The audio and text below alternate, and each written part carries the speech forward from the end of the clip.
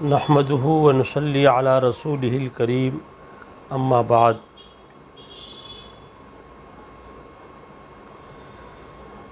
بزرگان محترم، ہمارا ملک ہندوستان یہ بڑا بابرکت ملک ہے۔ اس ملک کو یہ شرف حاصل ہے کہ سب سے پہلے انسان، سب سے پہلے نبی، اللہ کے خلیفہ سیدنا حضرت آدم علی نبینا وعلیہ الصلاۃ والسلام اسی سرزمین ہندوستان میں تشریف لائے۔ سب سے پہلا حاجی حج بیت اللہ کے لیے اسی سرزمین ہندوستان سے گیا۔ جب آپ جنت سے دنیا میں اتارے گئے تو حجر اسود اپنے ساتھ لائے تھے، تو حجر اسود جو اللہ کی نشانیوں میں سے ایک نشانی ہے، وہ بھی سب سے پہلے سرزمین ہندوستان ہی میں اترا۔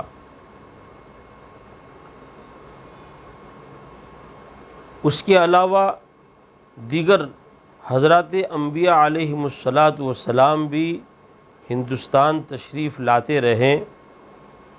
پنجاب کے اندر 9 بڑی بڑی قبریں، بڑے بڑے مزارات موجود ہے۔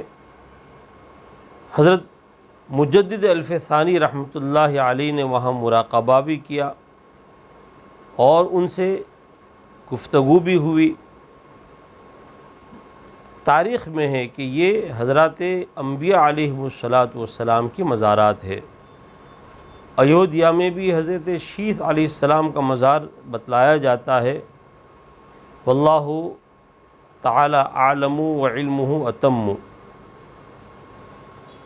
الغرض ہندوستان کو بہت بڑی فضیلت اس معنی کر کے حاصل ہے کہ سب سے پہلی وحی یہ حضرت آدم علیہ السلام پر حضرت جبریل علیہ السلام کے ذریعے سرزمین ہندوستان ہی میں نازل ہوئی۔ حضرت نبی کریم صلی اللہ علیہ وآلہ وسلم کے مبارک دور میں بھی ہندوستان کے اندر اسلام کی کرنیں روشن ہو چکی تھی، اور واقع شق القمر جو واقع ہوا تو راجہ بھوج نے اس کو دیکھا، اپنے نمائندے کو بھیجا اور آپ کی خدمت میں ہدیہ بھی بھیجا اور وہ اسلام بھی لایا۔ حضرات صحابہ رضوان اللہ علیہم اجمعین کا دور آیا اور خلفائے راشدین رضوان اللہ علیہم اجمعین کی جب خلافت جاری اور ساری ہوئی تو اس زمانے میں بھی سرزمین ہندوستان میں برابر حضرات صحابہ کرام تشریف لاتے رہے۔ خاص طور پر گجرات کی سرزمین کو حضرات صحابہ کرام نے اپنے قدوم میمنت سے بافیض کیا۔ یہ ایک لمبی تاریخ ہے، اور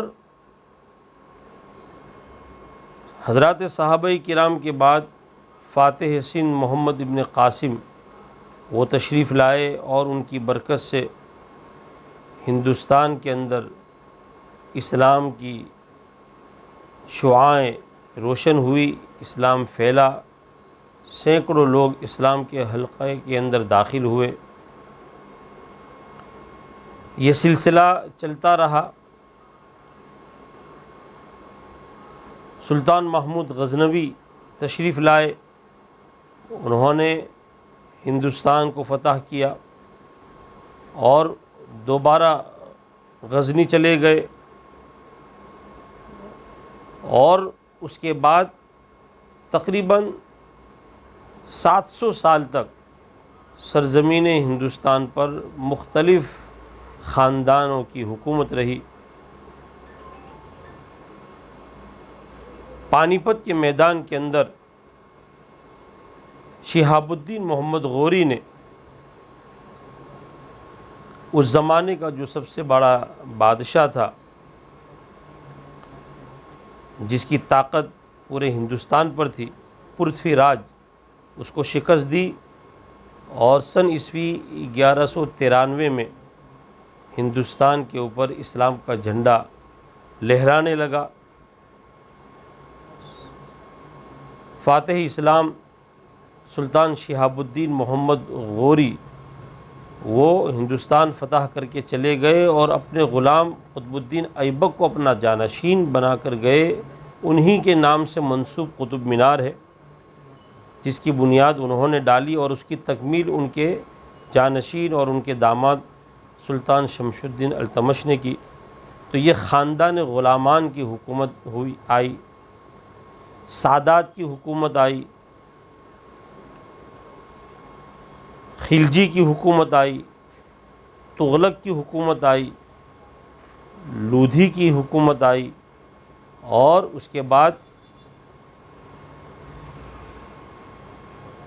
مغلوں کی حکومت آئی، جو تقریباً 332 سال کے ایک لمبے عرصے کے اوپر حاوی رہی اور برابر جاری رہی۔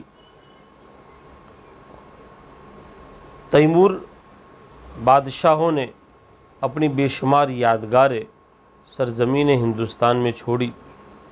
لال قلعہ، جس کی فصیل سے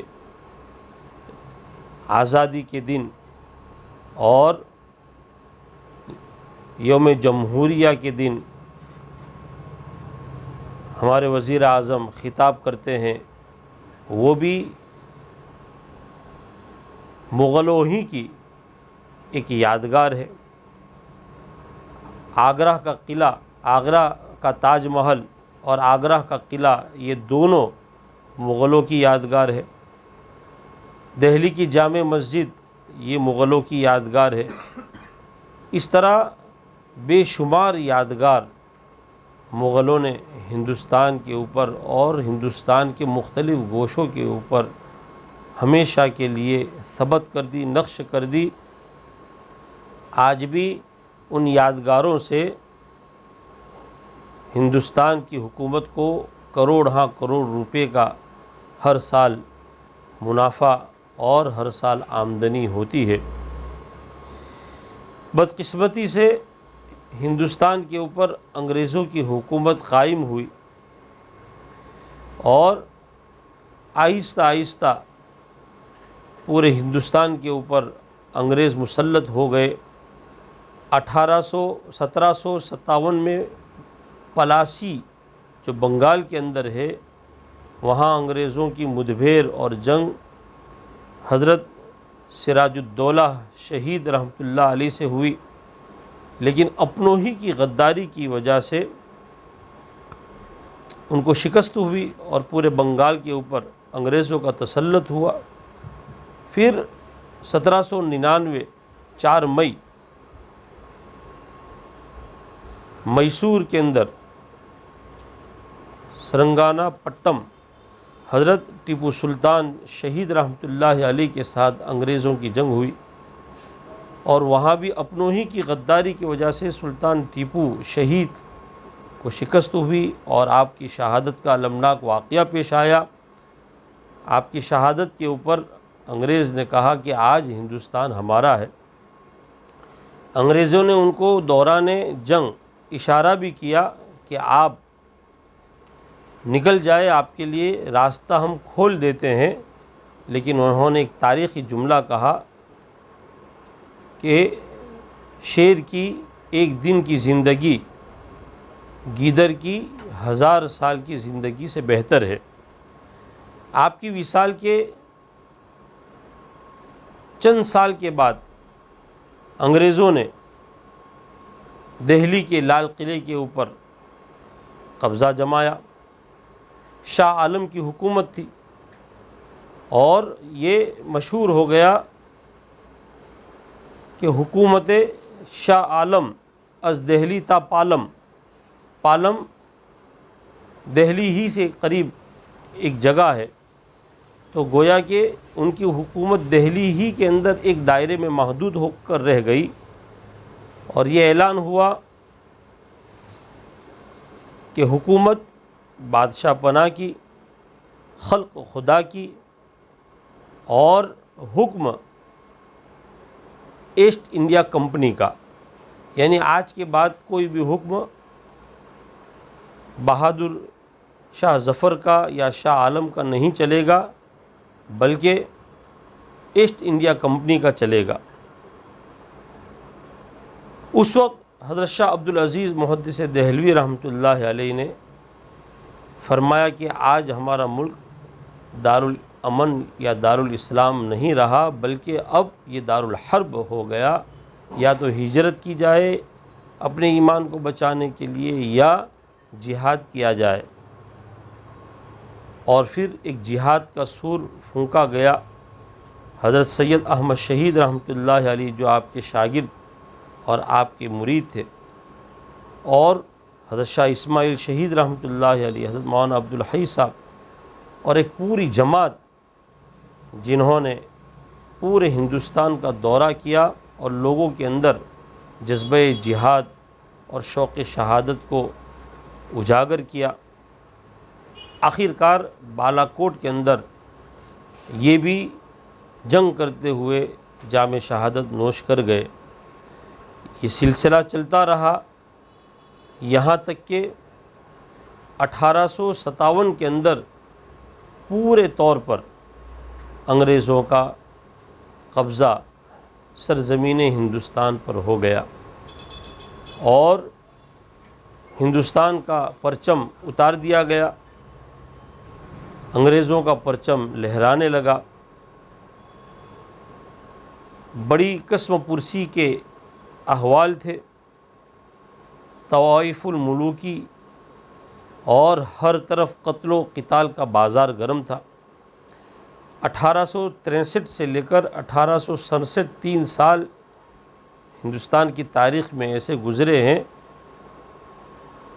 کہ انہوں نے یہ اعلان کیا کہ جو بھی مولوی ہو، عالم ہو، ان کو پکڑو اور ان کو سولی پر چڑھا دو، ان کو قتل کر دو، اور اس کی پہچان یہ ہے کہ چہرے پر داڑھی ہو، سر کے اوپر ٹوپی ہو، لامبا کرتا ہو۔ چنانچہ ہزاروں علماء کو تختِ دار پر چڑھا دیا گیا۔ تقریباً 51,000 علماء نے شہادت دی، اور 2 لاکھ سے زائد مسلمان اپنے وطن کے لیے قربان ہوئے۔ کوئی درخت ایسا خالی نہیں تھا جہاں کسی عالم کی لاش لٹکی ہوئی نہ ہو، اور قرآن پاک کے تقریباً 3 لاکھ نسخے جلائے گئے۔ ان کو یہ تھا کہ جب تک یہ قرآن رہے گا ہماری حکومت مضبوط نہیں ہو سکتی۔ ہماری حکومت کو مضبوط کرنے کے لیے قرآن پاک کو صفحہ ہستی سے مٹانا اور سرزمین ہندوستان سے مٹانا ضروری ہے، لیکن ان کو یہ معلوم نہیں تھا کہ اس قرآن پاک کی حفاظت کی ذمہ داری خود اللہ تبارک و تعالی نے لی ہے۔ اللہ کا ارشاد ہے انا نحن نزلنا الذکر و انا لہ لحافظون، تو وہ اسے مٹا نہیں سکے۔ یہ کارواں برابر اسی طرح جاری رہا۔ دارالعلوم دیوبند کی بنیاد انہی سالوں میں رکھی گئی۔ تمام اکابر بزرگان دین کے دل میں اللہ کی جانب سے یکبارگی یہ الہام ہوا کہ اسلام کی بقا کے لیے، ایمان کے تحفظ کے لیے ایک مدرسے کی بنیاد ضروری ہے۔ چنانچہ ایک طالب علم حضرت ملا محمود دیوبندی اور ایک طالب علم حضرت مولانا محمود حسن دیوبندی اور ایک استاد حضرت ملا محمود، ایک استاد ایک شاگرد کے ذریعے ایک انار کے درخت کے نیچے یہ مدرسہ جاری ہوا۔ ان کے اخلاص کی برکت ہے۔ کسے معلوم تھا کہ دارالعلوم دیوبند پورے عالم کے اندر جگمگائے گا، چمکے گا اور اس کا فیض پورے عالم کے گوشے گوشے میں پہنچے گا، اور انہی کے تربیت یافتہ کے ہاتھوں انگریز حکومت کا خاتمہ ہوگا۔ چنانچہ علماء دیوبند نے سب سے زیادہ جنگ آزادی میں حصہ لیا، اور یہ حضرت شاہ ولی اللہ محدث دہلوی رحمۃ اللہ علیہ کی فکر کے حامل تھے، فکر ولی اللہ ہی کے حامل، اور انہی کے شجر طیبہ کے خوشاچین تھے۔ 1919 کے اندر جمعیت علماء ہند کی بنیاد رکھی گئی، اور اس سے پہلے حضرت شیخ الہند مولانا محمود حسن دیوبندی رحمۃ اللہ علیہ کو، جو دارالعلوم دیوبند کے سب سے پہلے طالب علم تھے، ان کو انگریزوں نے، شریف مکہ نے انگریزوں کے کہنے پر گرفتار کیا اور جدہ لایا گیا، اور وہاں سے مصر اور وہاں سے مالٹا جو یورپ کا ایک ملک ہے، جزیرہ نما ملک ہے، اس زمانے کے بڑے بڑے قیدی ان کو وہاں لایا جاتا تھا۔ تو تقریباً 3 سال 2 ماہ آپ وہاں قید رہے، اور آپ کے ساتھ شیخ الاسلام حضرت مولانا سید حسین احمد مدنی رحمۃ اللہ علیہ، حالانکہ آپ اس وقت مسجد نبوی علی صاحبی الصلاۃ والسلام میں درس حدیث دیتے تھے، سیاست میں آپ نے قدم نہیں رکھا تھا، اور نہ آپ پر گرفتاری کا کوئی وارنٹ تھا اور نہ کوئی مقدمہ، لیکن جب آپ کو معلوم ہوا کہ میرے استاد کو گرفتار کیا گیا اور مالٹا لے جایا جا رہا ہے، تو آپ نے اپنے آپ کو خود گرفتاری کے لیے پیش کیا، اور آپ کو بغیر کسی قصور کے صرف استاد کی خدمت کے لیے آپ نے مالٹا جانا پسند کیا، اور مسجد نبوی کے حدیث کے درس کو آپ نے چھوڑا، اور ایک ایسی مثال قائم کی جو مثال ملنا بڑا مشکل ہے۔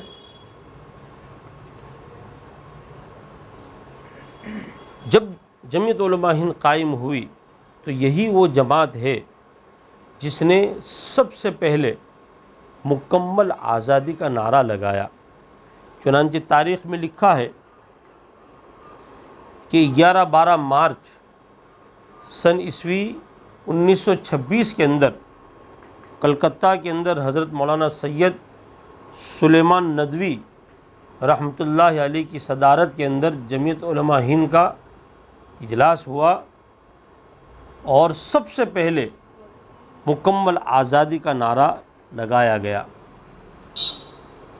دوسرے سال 2، 3، 4، 5 دسمبر سن عیسوی 1927 کے اندر حضرت علامہ محمد انور شاہ کشمیری رحمۃ اللہ علیہ کی صدارت کے اندر پشاور کے اندر جمعیت علماء ہند کا اجلاس ہوا، اور وہاں مکمل آزادی کا نعرہ لگایا گیا۔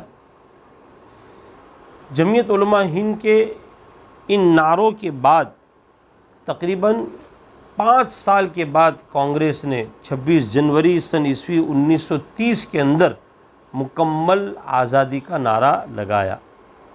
تو گویا کہ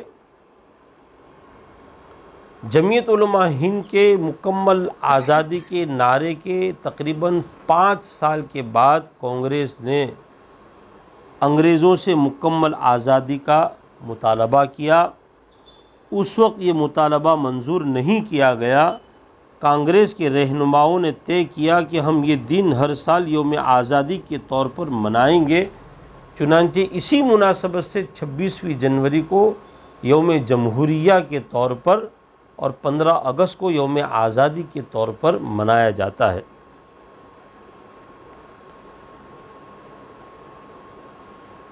شیخ الاسلام حضرت مولانا سید حسین احمد مدنی رحمۃ اللہ علیہ اپنی زندگی کے تقریباً 10 سال جیل میں رہے۔ احمد آباد کی سابرمتی جیل کے اندر بھی آپ نے کافی وقت گزارا۔ تو اس ملک کی آزادی کے لیے حضرات علماء دیوبند نے خاص طور پر علماء دیوبند نے، جمعیت علماء ہند نے بہت بڑی قربانی دی ہے۔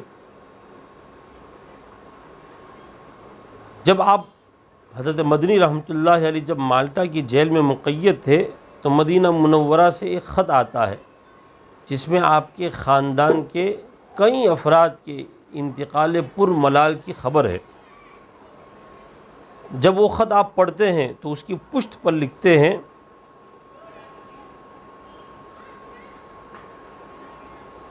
کہ مجھے اپنی ناکامیوں پر اشک برسانا نہیں آتا۔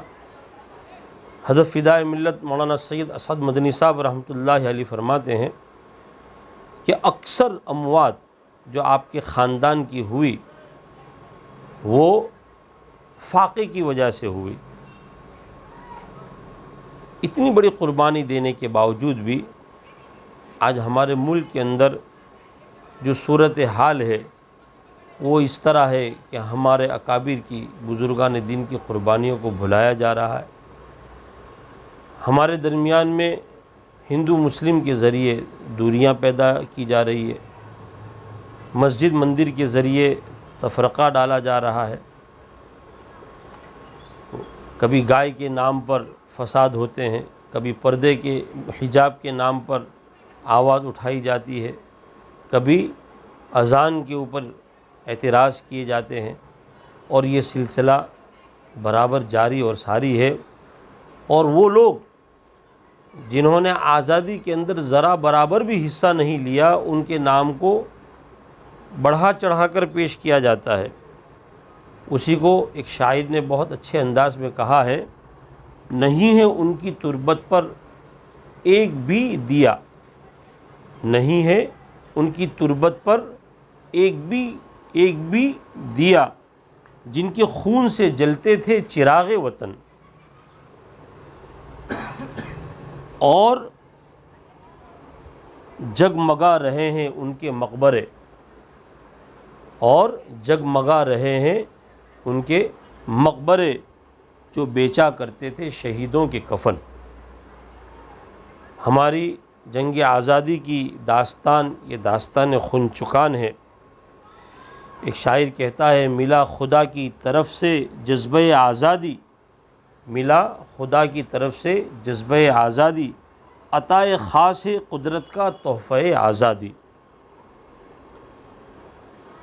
حضرت مولانا حسرت موہانی صاحب رحمۃ اللہ علیہ، ان کو بھی انگریزوں نے جیل میں ڈالا تھا اور چکی پیسنے کی ذمہ داری ان کو دی تھی، تو وہ چکی پیستے جاتے اور یہ شعر پڑھتے جاتے، ہے مشق سخن جاری چکی کی مشقت بھی، ہے مشق سخن جاری چکی کی مشقت بھی، ایک طرفہ تماشا ہے، ایک طرفہ تماشا ہے حسرت کی طبیعت بھی۔ داستان آزادی یہ داستان خون چکان ہے، اور اس کو انشاءاللہ تعالی دوسری قسط کے اندر پوری وضاحت کے ساتھ بیان کیا جائے گا۔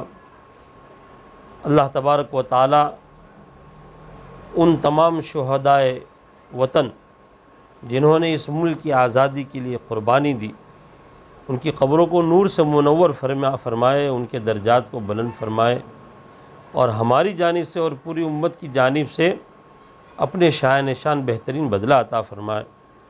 حضرت مولانا جعفر تھانیسری رحمۃ اللہ علیہ، ان کو کالا پانی کے اندر انگریزوں نے ڈال دیا تھا، اور تقریباً 18 سے 20 سال تک وہ وہاں رہے۔ ایک مرتبہ انگریزوں نے